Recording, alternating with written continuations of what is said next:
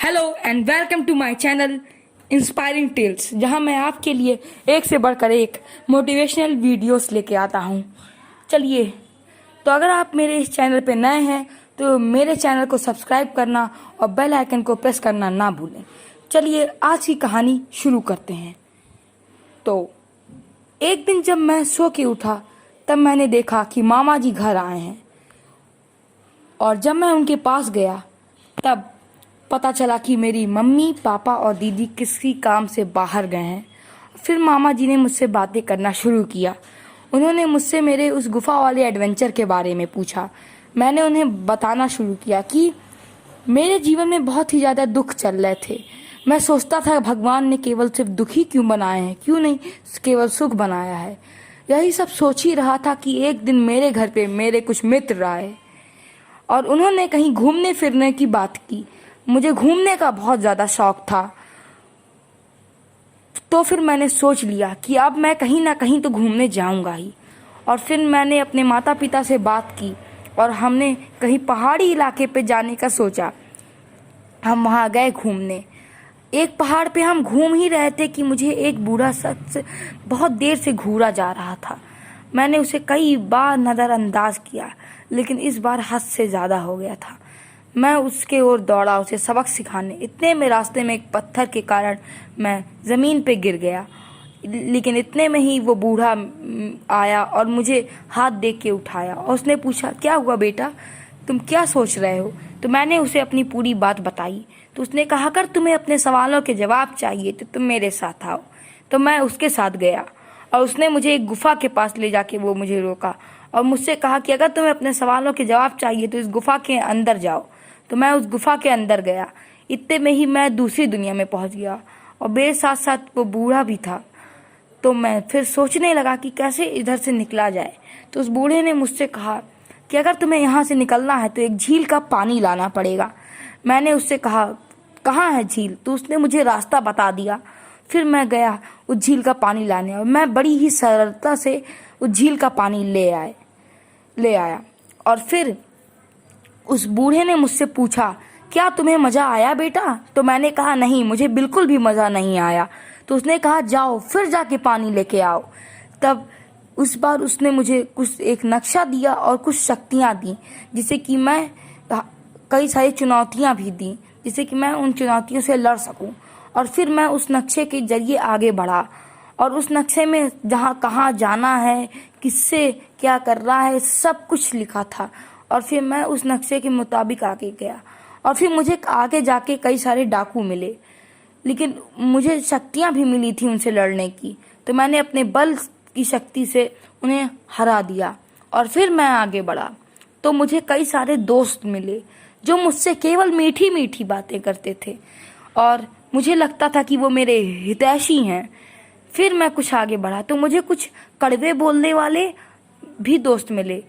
असल में तो वही मेरे हितैषी थे, लेकिन मुझे उनकी भाषा बोली अच्छी नहीं लगती थी क्योंकि वो हमेशा कड़वा ही बोलते थे।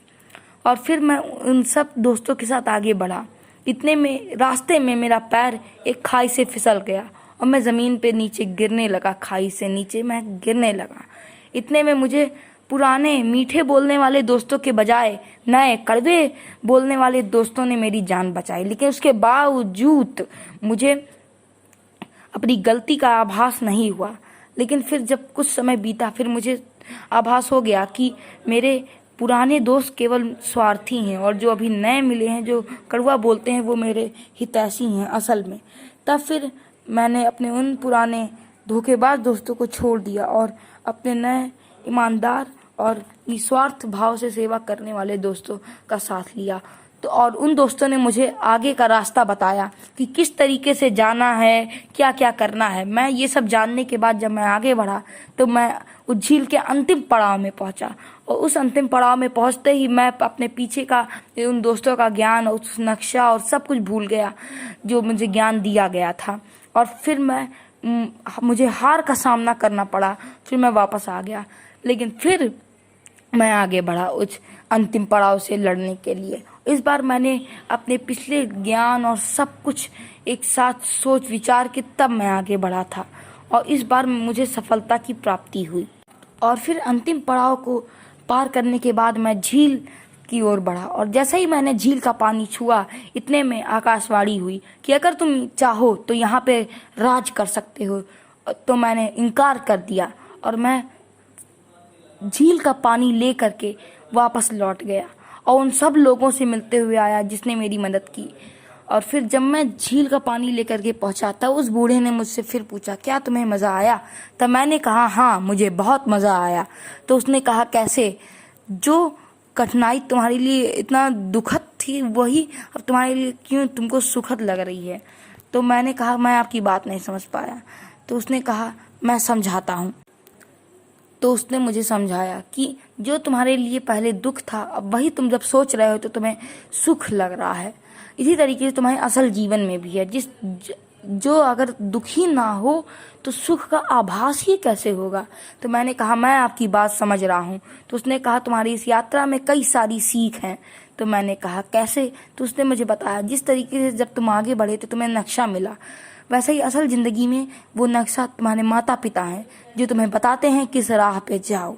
फिर जब तुम आगे बढ़े तो तुम्हें वो डाकू मिले जिनसे तुमने लड़ के अपनी शक्तियों का प्रयोग करके उन्हें हराया। इसी तरीके से असल ज़िंदगी में भी तुम्हें भगवान ने बहुत सारी शक्तियाँ दी हैं, तुम्हें बस उसका प्रयोग करना है और हर चुनौती से तुम आगे बढ़ोगे। फिर जब तुम आगे बढ़े तो कुछ धोखेबाज दोस्त मिले। इसी तरीके से असल ज़िंदगी में भी बहुत सारे ऐसे लोग भी मिलेंगे जो तुम्हारा भला ना चाहते हो।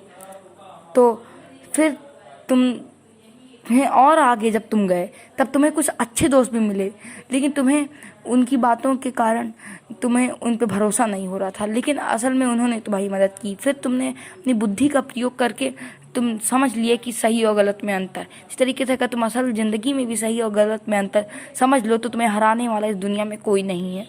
तो फिर जब तुम आगे बढ़े तब तुम जब अंतिम पड़ाव पे पहुँचे झील के, तब फिर तुमने वो सब ज्ञान भुला दिया और जब तुम आगे बढ़े तो तुम्हें हार का सामना करना पड़ा।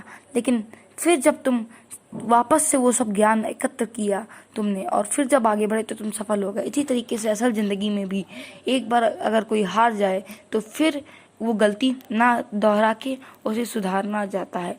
और फिर जब तुम आगे बढ़े, जब तुमने झील का पानी छुआ, तब जो आकाशवाणी हुई कि तुम यहाँ राज कर सकते हो, लेकिन तुमने मना कर दिया। इसी तरीके से असल ज़िंदगी में भी है कि तुम अपने लक्ष्य को मत भूलो। जैसे कि तुमने अटूट मेहनत किया जिससे कि तुम पैसा कमा सको अपने माँ का इलाज करवाने के लिए, लेकिन जब तुमने पैसा कमाया तो तुम्हें किसी और चीज़ का लालच आ गया, तो तुम उस चीज़ को पाने की चाह में थे, तो तुम्हारा लक्ष्य ही भूल गए तुम। तो ये गलत है। लेकिन जिस तरीके से तुमने तुम्हारा लक्ष्य ना भूल के अपने सही लक्ष्य पे ध्यान दिया, उसी तरीके से अगर असल ज़िंदगी में भी तुम ऐसा करो तो तुम सफल रहोगे। तो फिर मैंने उस बूढ़े से कहा कि मैं आपकी बात समझ रहा हूँ। तो उसने कहा कि अभी भी क्या तुम निराश हो अपनी ज़िंदगी से? तो मैंने कहा, नहीं, अब मेरी ज़िंदगी में एक नया उमंग उठ गया है। और फिर इस बूढ़े ने मुझे उस गुफा के बाहर निकाल दिया और मैं वापस से अपनी दुनिया में आ गया। और फिर मेरी ज़िंदगी की नई शुरुआत उसी गुफा के बाहर निकलने से हो गई। इतनी ही कहानी मैं सुना ही रहा था मामा जी को, इतने में माता पिता और मेरी बहन घर आ गए और फिर मामा जी से दूसरी बातें शुरू हो गई। So thank you. अगर आपको मेरा ये स्टोरी अच्छा लगा हो तो मेरे चैनल को सब्सक्राइब करना ना भूलें और बेल आइकन को ज़रूर प्रेस करें और लाइक भी करें। और आपको कैसा लगा ये स्टोरी तो ये मुझे कमेंट करके प्लीज़ बताएं। Thank you. फिर मिलते हैं अगले कहानी में।